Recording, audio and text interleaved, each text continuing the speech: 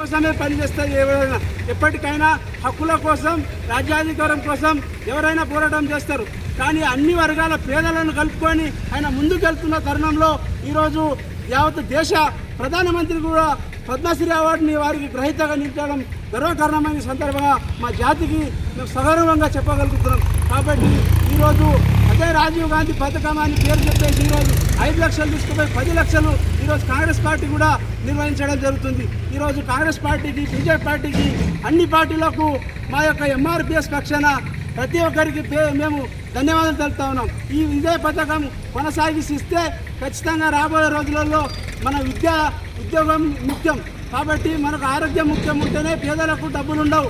డబ్బులుంటే పేదరికంలో అనుభవిస్తూ ఉన్నారు. డబ్బున్నవాడు ప్రైవేట్ విద్యలో వెళ్ళిపోతాడు. ఆరోగ్యంగా ఆయనకు విద్య అందుతలేదు అని చెప్పేసి ఈరోజు రాష్ట్ర ప్రభుత్వం కూడా నిండు నివురాలు వారు కూడా రేవంత్ రెడ్డి ముఖ్యమంత్రి గారు కూడా సందర్భంగా 10 లక్షలు చేసినందుకు వారికి కూడా మేము ధన్యవాదాలు చెప్తా ఉన్నాం.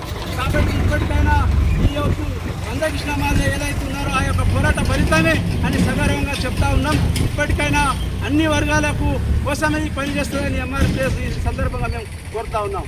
జై మాదిగ, వర్ధిల్లాలి అణగారిన వర్గాల ఐక్యత, వర్ధిల్లాలి సామాజిక న్యాయం.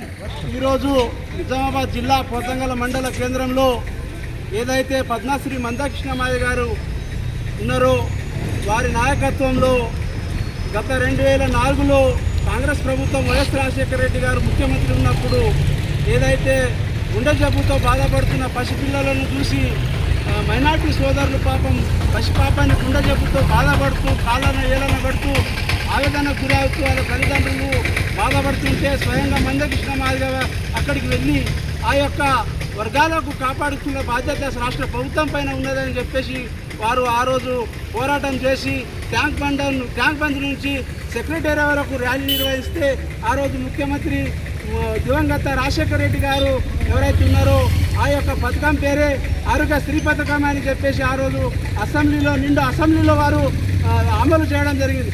ఆ యొక్క అమలు ఫలితమే ఈరోజు యావత్తు తెలంగాణ సమాజం మొత్తం అన్ని అణగారిన వర్గాల కోసం ఆయన కష్టపడి సాధించిన ఫలితమే ప్రతి ఒక్క ఇంట్లో ఈరోజు ఆరోగ్యశ్రీ పథకం ప్రతి ఒక్కరికి వర్తిస్తుందని సందర్భంగా తెలియజేస్తూ